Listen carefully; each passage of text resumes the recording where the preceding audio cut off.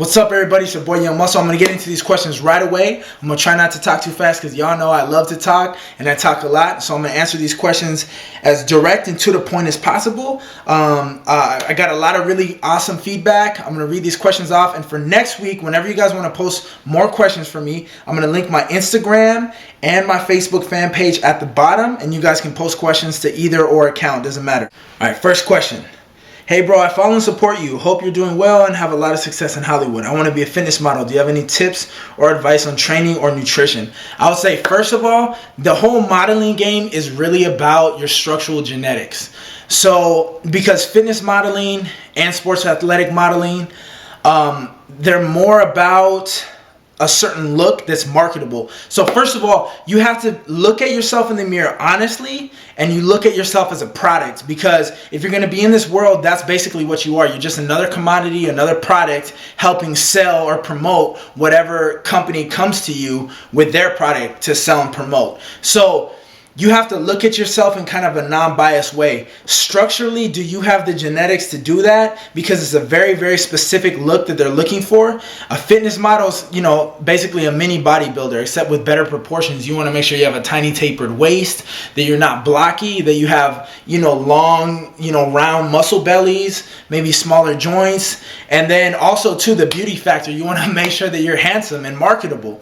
If you want, I would suggest though, if you feel like you do have that and it's your passion, you love it, I would say go more towards the sports athletic modeling industry, which is a little bit different. It's more mainstream. By mainstream standards, a fitness model looks like a bodybuilder. So their market or their appeal is very fringe. It only appeals, to us, like that are in the, bodybuilding industry. So I would say go to sports athletic route. That means like more like Under Armour, Nike, Adidas. If you feel like you have that look, you don't have to be as big. All you have to do is be like handsome. You want to have chiseled features, a six pack. You probably want to be a little bit taller, but you don't have to have necessarily a lot of muscle. The reason why I'm saying that is because you're going to make a lot more money with these bigger companies that are more mainstream. If you do commercials and stuff, you can get residuals and stuff like that. Versus I have friends that have done covers for major fitness modeling magazines or, multi-page spreads and get $300 to $500 for that, which is crazy. And then a lot of it, you just kind of get like pimped out by a lot of the big supplement companies who just want to sell product to your fan base that you've worked hard to make, online. They just want to sell protein powders and shit like that. So that's what I would say. Obviously, you got to stay disciplined, stay dedicated, make sure you stay lean year round. So hope that helps. Next question. All right, second question. This one was posted to my Facebook by Jesus Munoz. How'd you manage school and gym? Was school a huge load upon training, or was your vision so big you knew what you had to do, got it done, and kept pushing? How'd you manage to take care of business? This is a great question because a lot of people have trouble balancing things in life. This is what I did. I'm not telling you to do what I did, but this is what I did basically. My vision in Hollywood was already premeditated. What I wanted to do with my life was already preordained and thought out. I knew exactly what I wanted to do. I used school as a vehicle to get me as close to Hollywood as I possibly could. I got basically a full ride to UC Riverside, which is in the Inland Empire. It's about an hour and a half away from Hollywood. I was coming from, Northern California, 8-9 hours away. So I knew going to school right away, school was not going to be a priority. I'm one of those people where I could show up to class once a week, kind of pay attention to what the teacher says or what other people are saying, bring in my own personal experience and exploit the topics with my own personal experience and bring like a crazy perspective in that's going to throw everyone off, create a huge debate in class, leave so everybody knows that I'm in the class because my presence is heard. I could write an essay without reading the book and I'll get an A and I'll pass the class.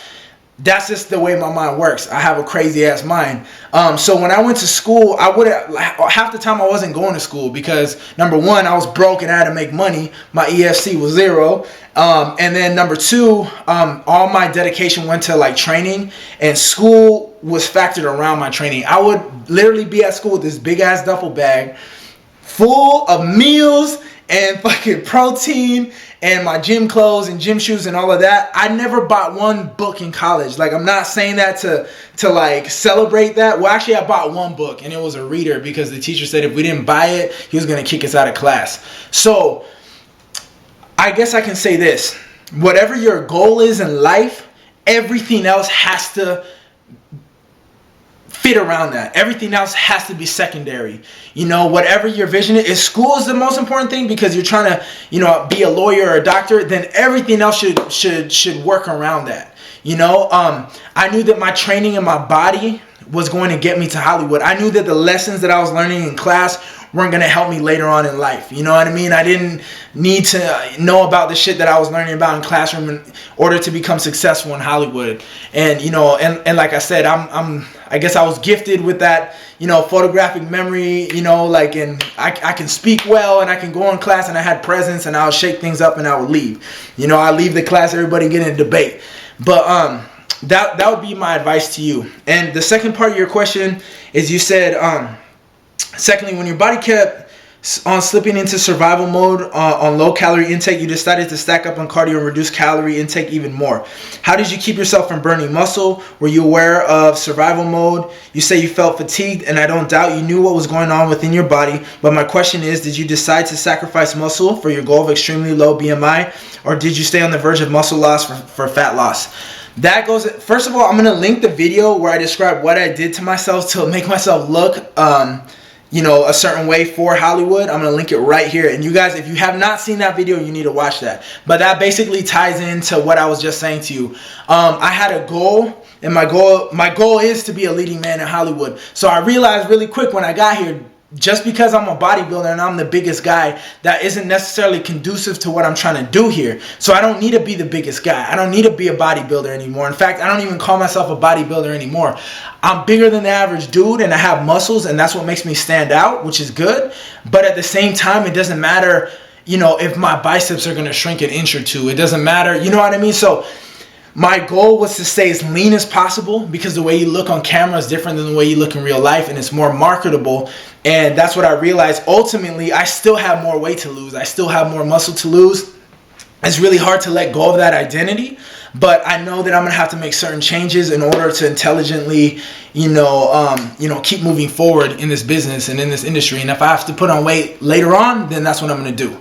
But it's all training specific. It's all goal specific. So I hope that helps out. Next question. All right, this is the last question for part one. It's actually from a female. It says, I've got some questions. What kind of diet do you follow now? How's your life? Have you lost some friends with your new life? My diet is basically macro based. It's very low carb, high protein, and like moderate fat. My calorie intake is still relatively pretty low. It's not quite as low at the moment as it was in in the video that I made for last year when I was super lean. But I know eventually I'm gonna have to kind of flirt with that type of diet again. That's just the reality. I fucking weigh everything out. Diet is my edge. You know, I feel like in Hollywood, in any type of competitive environment, you gotta have an edge. And it's the person who's willing to push it the farthest that's gonna win and get the job ultimately. So my knowledge of dieting, my background in bodybuilding, nutrition has really been a great asset to me in Hollywood, because I know how to manipulate things and make myself look a certain way. So I know if I get an important role, I can be like, boom, I can make myself look amazing. So, I mean, my diet is very methodical. It's just an old school, clean eating bodybuilding diet, and that's the best way to go. You know, I make sure I get, my protein in, and that's about it. And usually, mainly, to be honest, it's just fucking chicken and eggs all day, because it's cheap, easy, and fast. How's your life now? Have you lost some friends in your new life? My life, that's a huge, complicated question. But I would say this is the first time in my life that I feel this happy. And that's a lot for me to say. I feel like my whole life I've been fighting to be happy. And, I'm happy right now. It feels good. I'm not anywhere close to where I want to be, but I know every single day I'm getting closer and closer. And to see and touch and feel and taste these things, it's like a fucking high I cannot explain to you. It's like when you're dreaming and wanting something so bad for so long, you've been denied it, and you're so close, like you're right there. It's fucking amazing. I love life right now.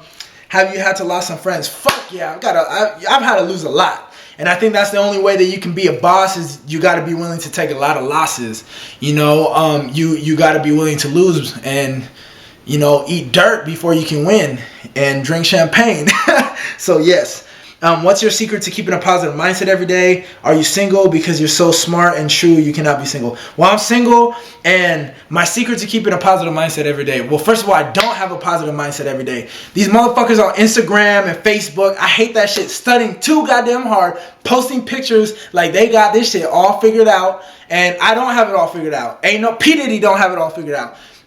You know, there are times where I have a negative mindset, but I just learned to filter those thoughts out. I learned to be a thought regulator. You know, as soon as a negative thought enters my mind, I try not to digest it and sit on it and contemplate about it and think about it. I just arrest that motherfucking thought and try to get it as far away from me as possible. But in terms of being positive, obviously I thrive on positivity, and I think my thing is this, is when I talk about the shit that I don't have that I want to have, I feel the excitement of having it like I already do. Like Tupac said, I'm in a bucket, but I'm riding it like it's a Benz. I've been doing that shit for 24 years of this motherfucking life, you know? And I think keeping that excitement and keeping that innocence, like when I talk about my schemes and my plan, all my peoples know, everybody that messes with me, all my friends and my family, when I start talking about manifestation and all these things, I get fucking excited like I'm excited right now. So I think keep your innocence, keep your excitement, and visualize and live in the shit that you want before you even have it. So I hope that helps up. That wraps up part 1. Part 2 is linked right here. And I'll see you guys in part 2, from the block to the top.